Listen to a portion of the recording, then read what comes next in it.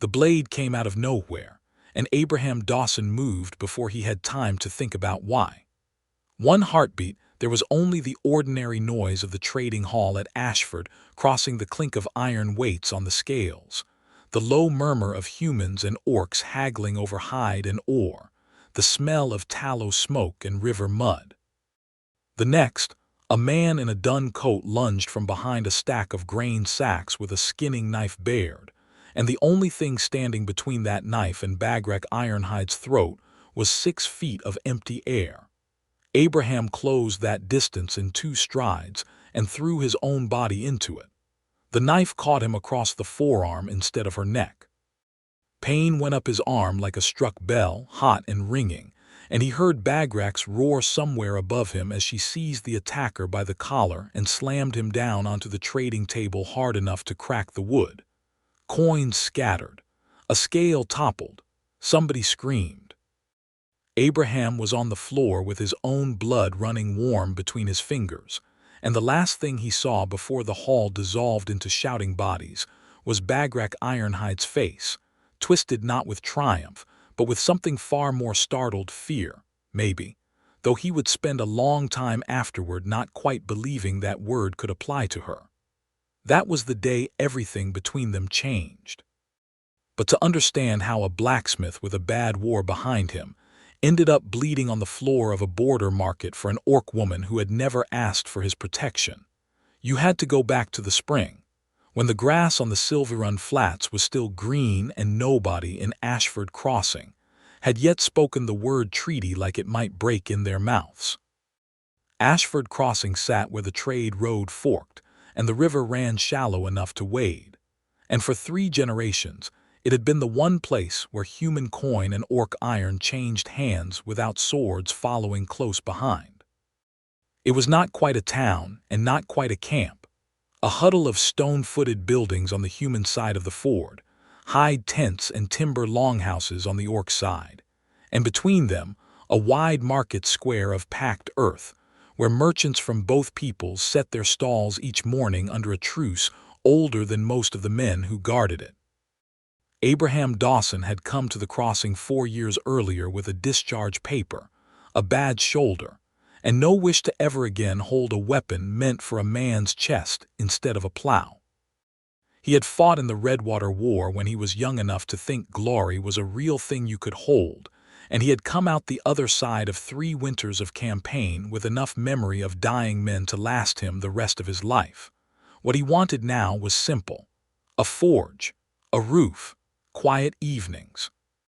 He had found all 3 at Ashford Crossing, where nobody asked a blacksmith too many questions so long as his iron was good and his prices fair, and he had built a life there stroke by hammer stroke, content to let the war recede into the part of his mind where he kept things he did not examine too closely. He had heard of Bagrak Ironhide before he ever saw her. Everyone at the crossing had. She was spoken of the way men speak of weather that might turn dangerous, with respect and a little dread, and no small amount of fascination. She was the Ironhide clan's chosen blade at the ford, the one who walked the market on trading days to see that no human cheated an orc on the iron scales, and no orc cheated a human on the grain measure. And she had, by all accounts, broken the arm of a trader 2 winters past for trying to slip lead into a shipment of good ore. Abraham had pictured, in the vague way a man pictures rumor, someone built like a boulder and about as inclined to conversation. He was wrong about the second part, and only half right about the first. She came into his forge on a bright morning in early spring with a broken axle iron slung over one shoulder as easily as another woman might carry a basket of bread, and Abraham straightened from his anvil to find himself looking up, genuinely up, for she stood a full head taller than him, into a face that stopped the breath in his chest before he had even registered the danger of it. She was orc, unmistakably, with skin the color of river stone touched by moss, and tusks that showed small and neat at the corners of a mouth currently set in an expression of open impatience. Her hair was black and thick, braided in 3 heavy plaits threaded through with small rings of iron that clicked faintly when she moved her head. She wore fitted warrior's leathers, dark and oiled, a bodice cut close to a powerful frame and reinforced at the shoulders with iron studs, with greaves strapped over strong thighs and a broad-bladed falchion riding at her hip in a scabbard worn smooth from use. She was, Abraham thought with the distant, helpless honesty of a man caught entirely off guard, the most striking creature he had ever laid eyes on, and he had absolutely no business thinking that about a woman currently glaring at him like he had personally offended her by existing. "You are Dawson," she said. It was not a question. "I am," he said, and set down his hammer. "They tell me you do honest work. I have heard that claim about 3 other smiths on this side of the river and found it a lie each time." She dropped the broken axle iron onto his workbench with a clang that rattled his tools. "I do not have patience left for a 4th liar this season." "Then it is fortunate," Abraham said, keeping his voice level though his pulse was doing something strange and quick beneath his ribs, "that I have never once in my life claimed to be patient with liars either. Let me see the iron."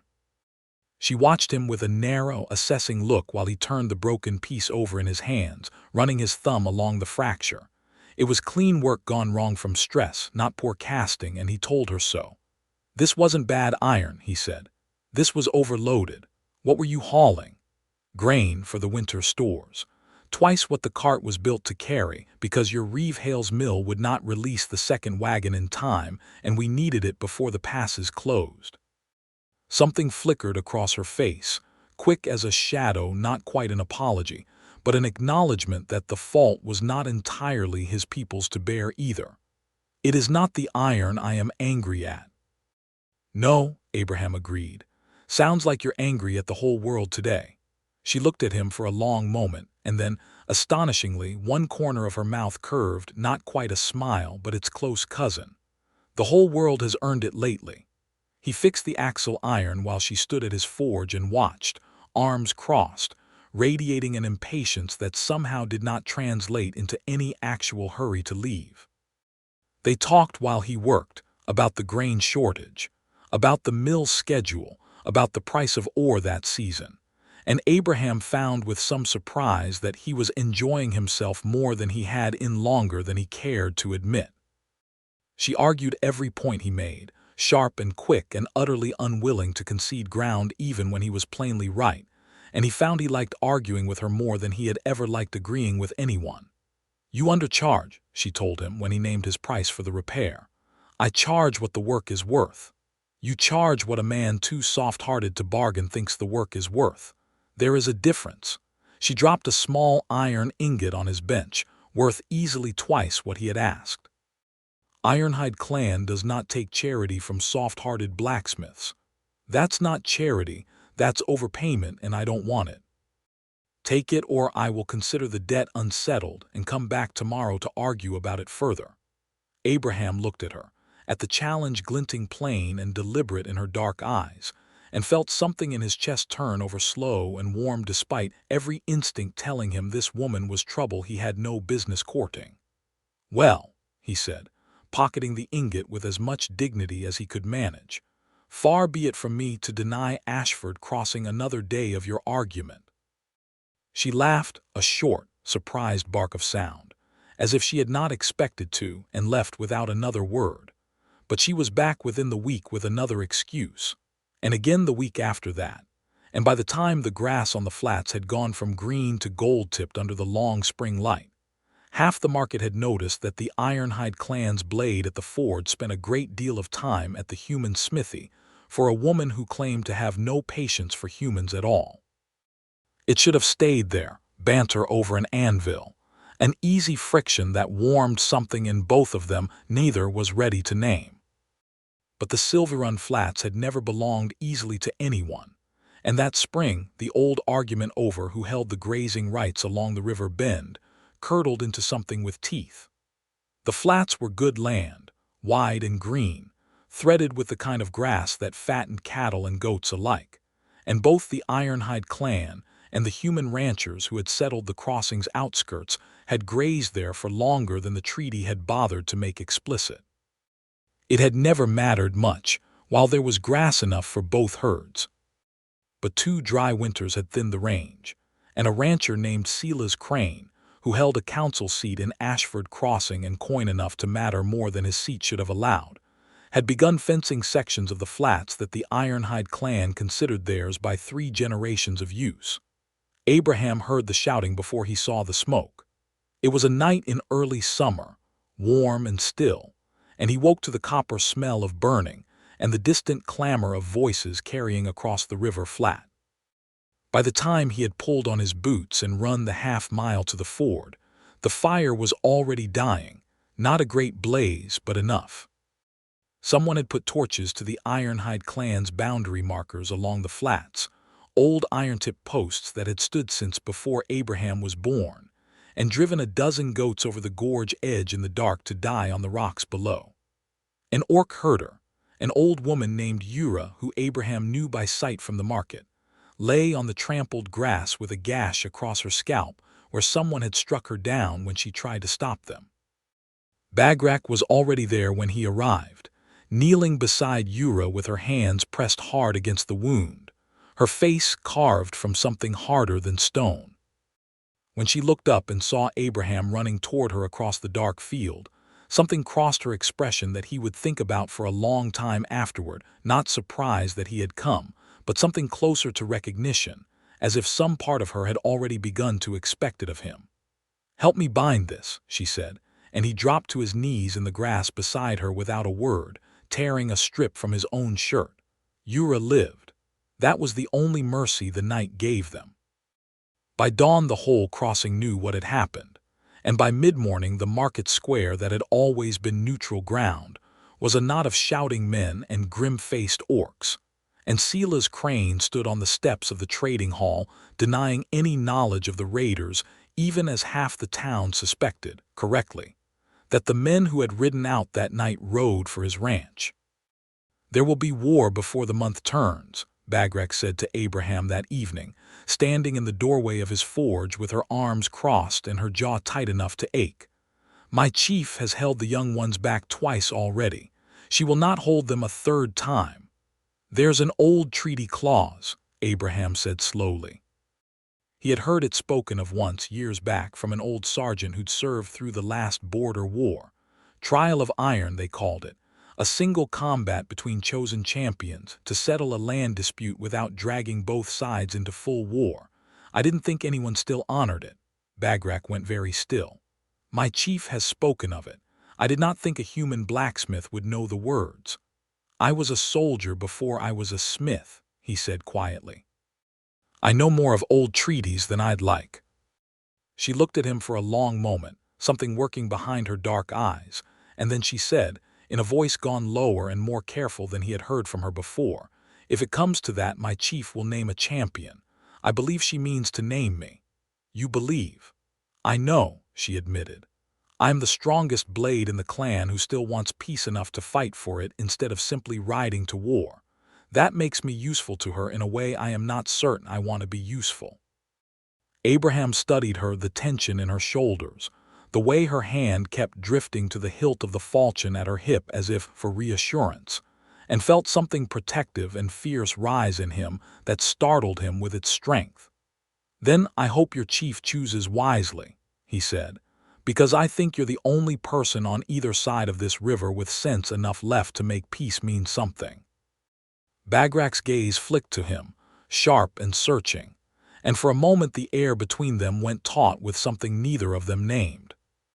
Then she turned and walked back out into the dusk without another word, and Abraham stood in his forge doorway a long time after she had gone, feeling the shape of an ache he had not let himself feel in years.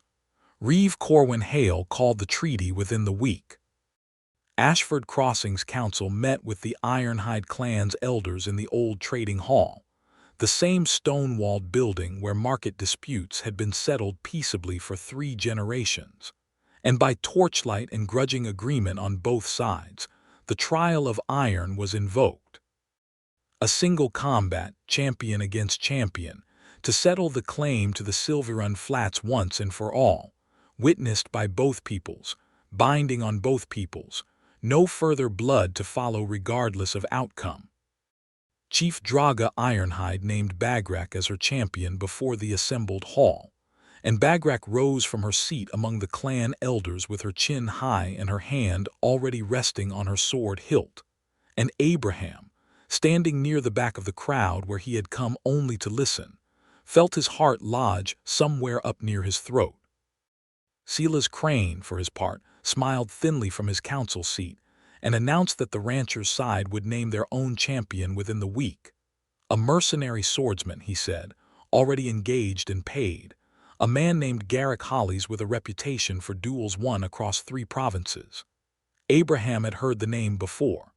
Hollies was fast, brutal, and had never once, so far as anyone knew, fought a fair fight when a foul one would serve him just as well. That was the night the rivalry between Bagrak and Abraham first tipped over into something neither of them could pretend was only argument. She found him afterward in the market square, long after the hall had emptied, sitting on the edge of the dry fountain that no longer ran, staring at nothing. She sat down beside him without asking, close enough that her shoulder nearly brushed his.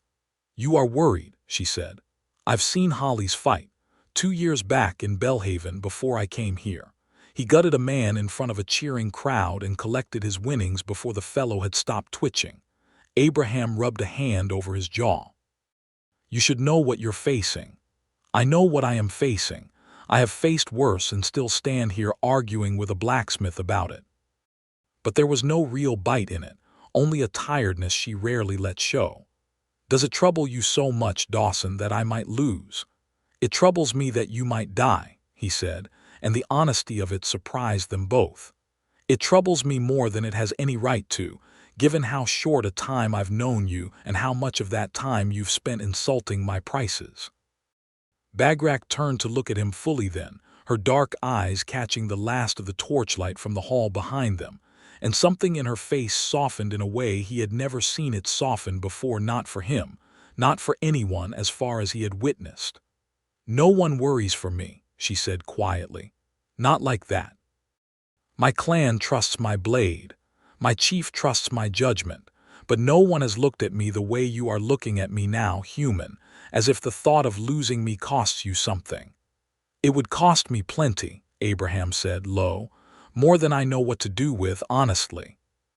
She reached up and touched his jaw with 2 fingers, careful, as if testing whether he would flinch away. And when he did not, she leaned in and kissed him quick, fierce, gone almost as soon as it began, tasting of wood smoke and something wilder underneath. He caught her wrist before she could pull fully away and kissed her back, slower this time, and for a long moment the whole aching, uncertain business of treaties and champions and dying goats fell away, and there was only the warmth of her mouth and the iron and leather smell of her, and the astonishing, terrifying fact that Bagrak Ironhide wanted him too. She broke the kiss first, breathing unevenly, and pressed her forehead briefly to his. "This is a poor time to want a human blacksmith," she muttered, sounding almost annoyed about it. "Bad timings never stopped anything worth having," Abraham said, and felt her laugh against his skin, low and startled and real. They did not speak of what it meant, not that night. But after that, the arguments over iron prices and grazing rights carried a new charge beneath them, and more than once in the weeks that followed, a disagreement over the fair price of a plowshare or the placement of a boundary stone ended not in shouting, but in her hands fisted in his shirt and his mouth against hers, both of them half furious and wholly unable to stop. The weeks before the duel were not idle ones. Bagrak trained daily on the flat ground behind the Ironhide longhouses, and Abraham, because he could not stay away, and because some part of him needed to be useful to her in whatever way she would permit, spent his evenings at his forge reworking the balance of her falchion, resetting the tang, sharpening the broad edge to a keenness that would hold through a long fight. She came to watch him work more evenings than not, sitting on his bench with her boots propped on his anvil in a way that would have made any other smith throw her out, needling him about the slowness of his hammer strokes, even as she watched his hands with an attention that had nothing to do with metalwork at all. "You handle iron the way you handle an argument," she told him once, watching the sparks fly as he drew out the edge. "Patient, stubborn, you do not rush even when I try to make you." "Rushing ruins good steel," he said, "same as it ruins most things worth having." "Is that what you think I am? A thing worth having?" He set down the hammer and looked at her, orange forgelight painting her sharp features in gold and shadow, her braided hair loose at the edges from the day's training, and answered without hesitation. "I think you're the finest thing I've ever laid eyes on, and it terrifies me half to death that you might walk out onto that field and not walk back." Something flickered in her expression, quick and unguarded, before she covered it with a scoff that didn't quite land. "Careful, Dawson. A woman could grow fond of talk like that." "Good," he said simply. "I'd like that." She was quiet a long moment, turning the reforged falchion over in her hands, testing its new balance with a few slow, deliberate cuts through the air. "I have never let anyone stand close to a fight of mine before," she said finally, not looking at him. "Not even my own clan brothers. A duel is a private thing. It is mine to win or lose. I understand that. I do not think you do." She met his eyes then, and there was something almost pleading beneath the fierceness of her. "If I ask you to stay away from the dueling ground when the day comes, Abraham Dawson, it will not be because I do not want you there. It will be because I cannot fight with my whole heart if some part of it is standing at the edge of that field, watching and afraid for me." He absorbed that, felt the weight of it settle into him like something he would carry a long while. "And if I come anyway?" "Then I suppose," she said, with the ghost of that rare almost smile, "you have never once done what I have asked of you, and I do not expect you to start now." He laughed despite himself, and she smiled, a real one this time, brief and bright as struck flint. And for a moment the fear of the coming duel receded far enough that they could simply exist together in the warm dark of his forge, her boots on his anvil, his hands still faintly gritted with iron dust, both of them leaning toward something neither had the courage yet to name aloud. The negotiation feast came 10 days before the duel, a formal gathering in the old trading hall, both people's leaders seated at long tables to settle the last details of the trial. The ground it would be fought on, the weapons permitted, the witnesses who would stand to confirm fair play on either side. It was meant to be the calm before the storm. It became something else entirely. Abraham had not been invited as anything more than the smith who'd reworked the champion's blade, seated near the back with the other craftsmen and lesser folk who had some hand in the proceedings. He watched Bagrak across the crowded hall, seated near her chief in her fitted leathers with her chin high and her expression carefully neutral, and he watched Sela's crane too, smiling his thin smile from the human side of the table, and something about that smile had not sat right with him all evening. The hall was loud, full of the clatter of cups, and the low roar of 200 voices arguing pleasantly over mead and roasted meat, when the man in the dun coat rose from behind the grain sacks stacked near the side wall, where he had apparently been waiting, patient as a snake, for the exact moment the crowd's attention scattered. Abraham saw the knife before anyone shouted a warning. He saw the man's eyes fixed on Bagrak's exposed throat as she leaned to speak to her chief, unaware, and he did not stop to think about odds or wisdom or the plain, staggering fact that he had no weapon and no training left in him for this kind of fast, ugly violence. He simply moved. He hit the man's arm as the knife came down, enough to turn the blade's path from her throat to his own forearm, and the pain that followed was distant and secondary to the roaring in his ears as Bagrak spun, saw him falling, saw the blood, and let out a sound that was not quite a warrior's roar and not quite a cry of raw grief, but some terrible fusion of both.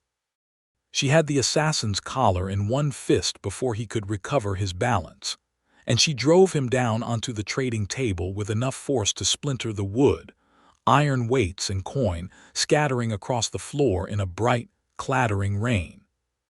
The hall dissolved into chaos, chairs overturned, someone screaming for a healer, the Ironhide clan elders rising with weapons half drawn, Reeve Hale shouting for order that nobody heeded. Bagrak did not so much as glance at the man pinned beneath her knee. She was on the floor beside Abraham before he had finished processing that he was bleeding, her hands the same hands that had just slammed a grown man through a table shaking as she pressed his torn sleeve hard against the wound. "You absolute fool," she said, and her voice cracked on the last word in a way he had never heard it crack before.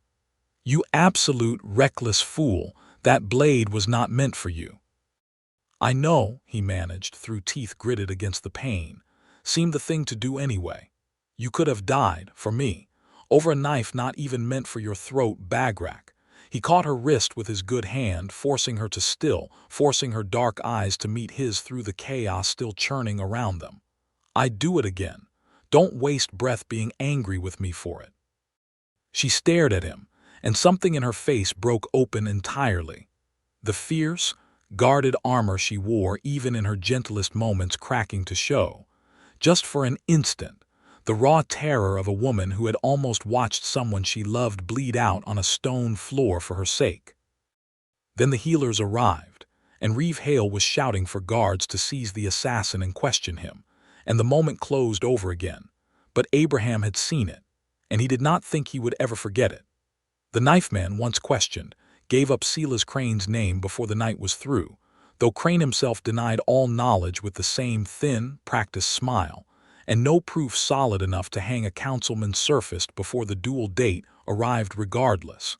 The Ironhide elders wanted blood for the attempt. Reeve Hale, grim-faced and furious in his own quiet way, promised a full reckoning once the treaty matter was settled, and begged nearly, that the clan hold to the trial of iron rather than let Crane's treachery drag both peoples into the war he so plainly wanted. Chief Draga, after a long and terrible silence, agreed. The duel would proceed. Bagrak would still fight. Abraham's arm was bound and healing, slow and aching but whole, by the time the 10 days had passed. He spent every one of those nights he could manage at the Ironhide camp instead of his forge, sitting outside Bagrak's tent long after she should have been asleep, sometimes talking, sometimes simply sitting in silence together while the fires burned low. It was during one of those nights, 3 days before the duel, that she finally let him pass the flap of her tent instead of leaving him outside it. She was sitting cross-legged on a pile of furs, her hair unbound from its braids for once, spilling black and thick around her shoulders, and she looked up when he entered with an expression that held none of her usual armor. "I could send you away," she said. "It would be easier." "You could," he agreed and sat down across from her. "I do not want to." The admission seemed to cost her something, the way admissions of want always did for a woman who had spent her whole life being strong for everyone but herself. "I have fought 100 fights, Abraham Dawson, and never once wanted anyone beside me before them. You have ruined that in me somehow, and I do not know whether to thank you or curse you for it." "Maybe a bit of both," he said gently, and reached out to touch her hair where it fell loose, marveling at how different she looked with her guard down, no less formidable but softer somehow, more fully herself. "I've never wanted anything the way I want you either. Terrifies me plenty, doesn't stop it being true." She caught his hand where it rested against her hair and turned her face into his palm, and when she looked up at him again there was a hunger in her eyes that had nothing to do with fear at all. "Then stay," she said low. "Tonight, at least. Whatever comes after." He stayed. What passed between them in the warm dark of that tent was slow and searching, and far gentler than either of their sharp tongues had ever promised it could be, her hands careful of his healing arm, his mouth finding the places along her throat and collarbone that made her breath catch and her fierce composure finally, fully dissolve. It was not the desperate, hungry thing their stolen kisses in the market square had been. It was deeper than that, quieter, a claiming that asked nothing and offered everything. And when it was over they lay tangled together beneath the firs with the fire guttering low outside, her cheek against his chest and his fingers tracing slow, wondering patterns along her spine, and neither of them spoke for a long while because there was nothing that needed saying that their bodies had not already said. 3 days, she murmured eventually into the dark. "I know. Whatever happens on that field," she said, "I want you to know that tonight, this was not something I have ever done for anyone else. Or courtship is not gentle human. When we choose with everything or not at all."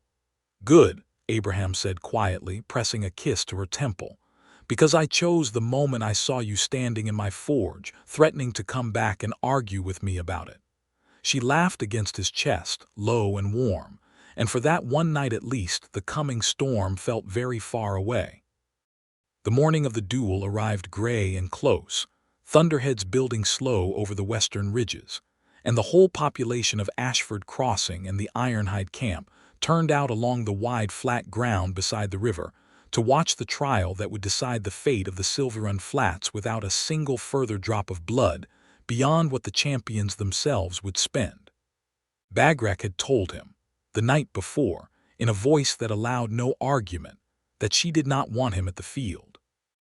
"I have thought on this," she said, standing outside her tent in the gray pre-dawn light, already dressed in her fighting leathers, her hair rebraided tight and severe, the reforged falchion belted at her hip. "A duel is fought alone, Abraham. I do not take a second onto that ground. I never have. I do not need one now. I'm not asking to fight for you. You are asking to stand at the edge of that field with your heart in your throat, watching, and I told you what that does to me.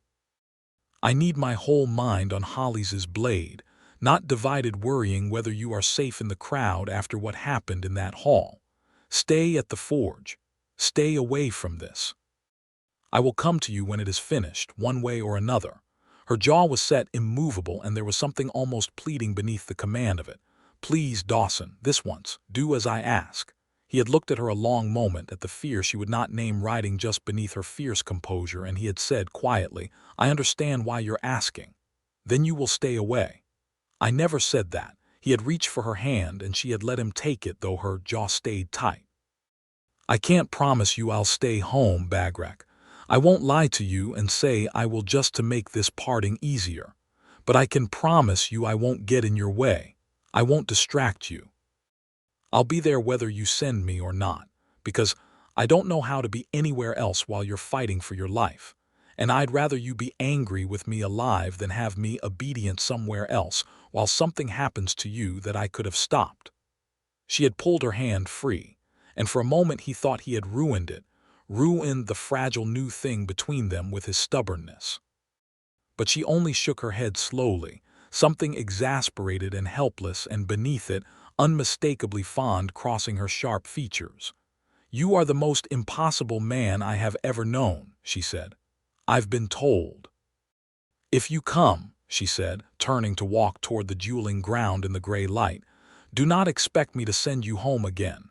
I am done wasting breath arguing with you about things you have already decided." He took that, in the end, for the closest thing to permission she was willing to give. He came.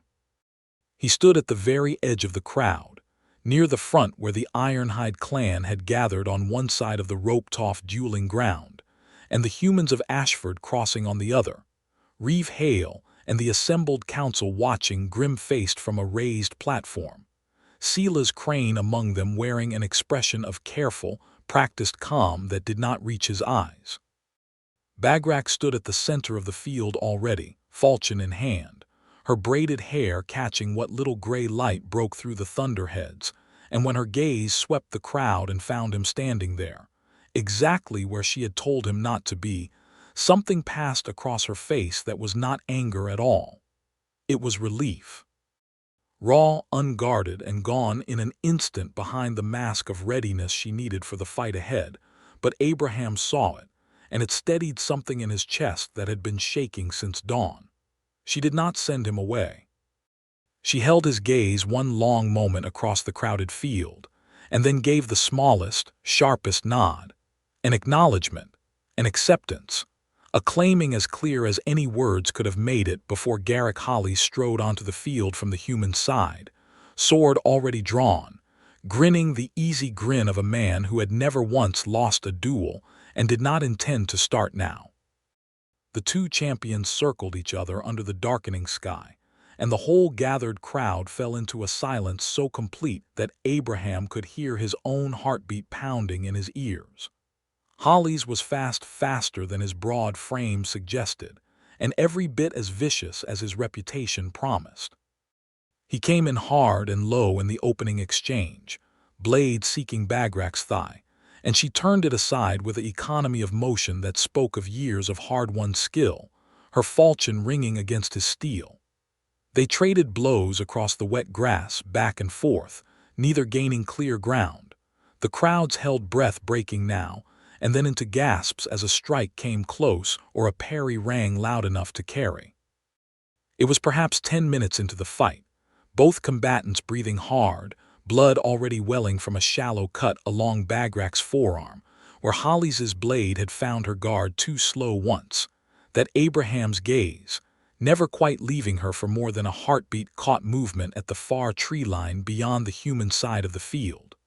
A glint of metal where no metal should have been. A man crouched low among the brush, a crossbow rising to his shoulder, its bolt aimed not at Bagrak's front, where a fair fight might catch it, but at her exposed back, timed for the moment Holly's forced her to turn. Silas Crane's insurance, in case his paid champion was not enough. Abraham did not think. He was already moving, vaulting the rope line before anyone around him had registered what he'd seen, sprinting across the churned grass toward the tree line while behind him, the crowd erupted in confused shouting, thinking perhaps that the human blacksmith had lost his mind or meant some treachery of his own. He heard Bagrak's voice above the din, sharp with alarm, calling his name, but he did not stop, because the crossbowman was already drawing his aim tight, and there was no time left for anything but closing the distance.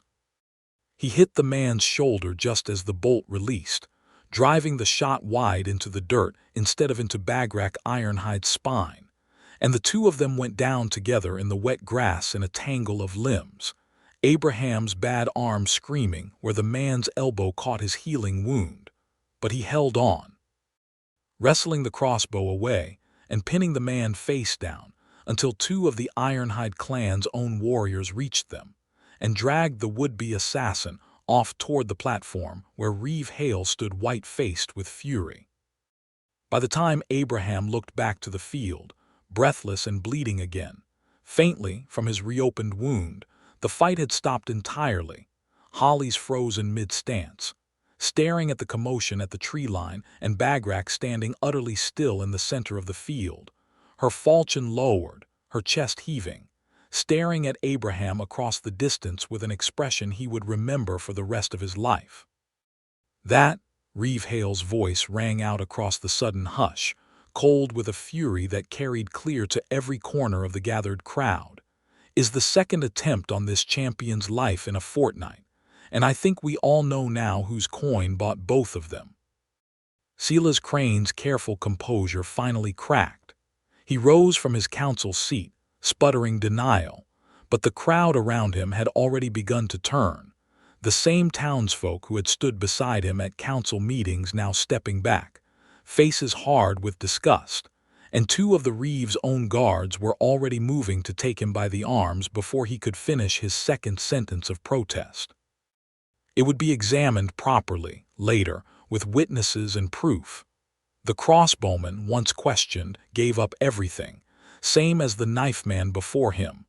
But in that moment on that field, it was enough that everyone present had seen the attempt with their own eyes and understood exactly what it meant. Garrick Hollies, to his credit or perhaps simply his professional pride, lowered his sword and stepped back from the fight entirely. "I did not sign on to win by another man's cheating," he said, loud enough for the whole field to hear, and drove his blade point first into the earth in the old gesture of concession. "The flats are the clan's. I will not pretend otherwise to save my employer's neck." A great roar went up from the Ironhide side of the field, not quite a cheer, more the raw release of tension too long held, and Abraham, still kneeling in the grass with the crossbowman's blood not his own smeared across his sleeve, watched Bagrak Ironhide cross the entire dueling ground toward him at a run, her falchion forgotten, dropped somewhere in the churned grass behind her. And he had just enough time to get to his feet before she reached him and pulled him into an embrace fierce enough to lift him half off the ground. "You absolute, reckless, impossible man," she said into his shoulder, her voice thick with something that was not quite laughter and not quite tears. "I told you to stay home. You told me you were done arguing about it," he reminded her, breathless, holding on to her as tightly as his aching arm allowed. "I meant that I had given up trying to stop you, not that I had forgiven you for it." She pulled back just far enough to look at him, her dark eyes bright and fierce and wet at the edges in a way he suspected she would deny later if asked. "You could have died. Twice now, for my sake, over blades not even meant for you. And you'd have died without warning if I hadn't been there to see that bolt coming," he said. "Seems to me we're square." She laughed then, a real laugh, unguarded and startled out of her, and pressed her forehead to his the way she had that first night in her tent.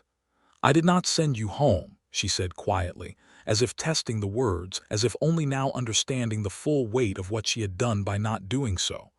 "I looked at you standing at that field's edge, exactly where I told you not to stand, and I did not send you home." "No," Abraham agreed. "You didn't." "I think," she said, "that I have been choosing you for longer than I let myself admit, Dawson. Since the first day you refused to overcharge me for an axle iron out of some ridiculous notion of fairness." "I think," he said, "I've been choosing you since you threatened to keep coming back and arguing with me about it."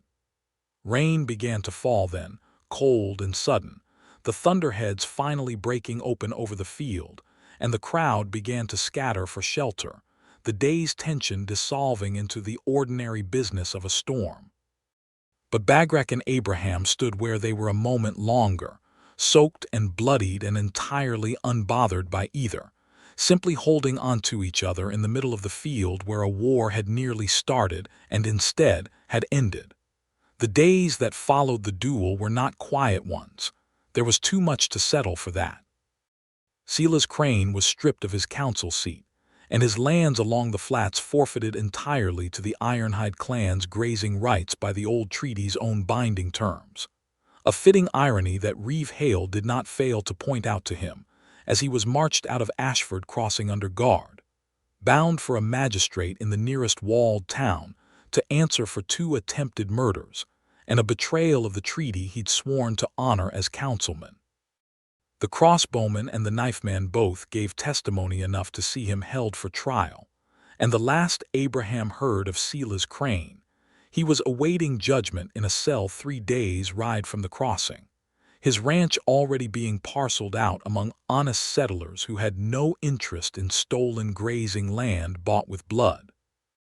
Varro Blackfang, the clan rival who had grumbled loudest about a duelist too fond of peace representing the Ironhide honor, found himself with considerably less ground to stand on once the trial had ended in a bloodless victory that saved both peoples a war neither could truly afford.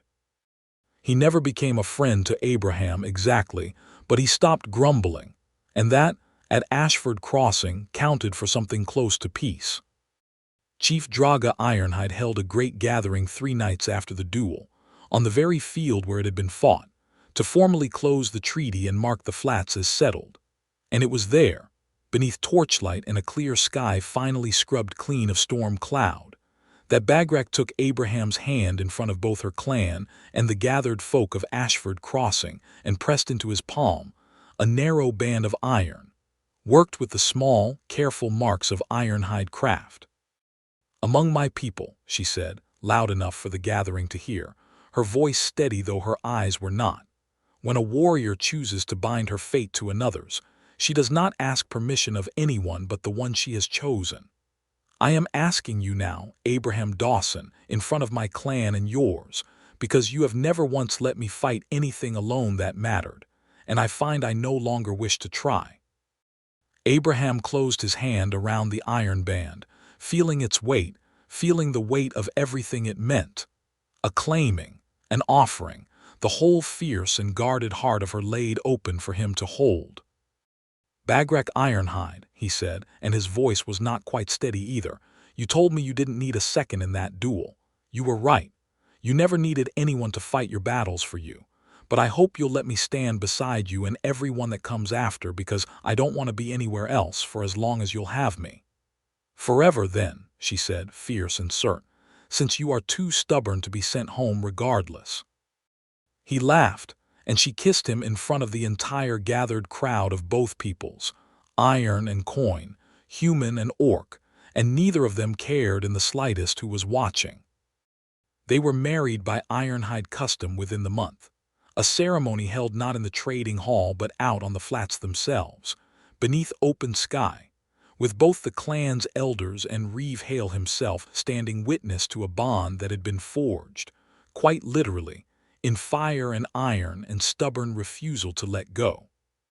Abraham kept his forge, though he spent as many evenings now at the Ironhide camp as at his own hearth, and Bagrat kept her place as the clan's blade at the ford, though she no longer walked the market alone unless she chose to, and mostly, these days, she did not choose to. The season that had begun in fear ended in something neither of them had dared name aloud when it started. On the morning after their binding, they woke together in the pale gray hush just before true dawn, the storm of the past months entirely spent, the flats outside their tent quiet and green and settled at last, and there was no one else in the whole wide waking world but the two of them, no rivals, no assassins, no war narrowly avoided, only Bagrat Ironhide's arm thrown heavy and warm across his chest, and the soft, steady sound of her breathing, and Abraham Dawson lay there in the growing light and thought, with a certainty that had eluded him through every year of war and loneliness before this one, that he had finally, truly, come home.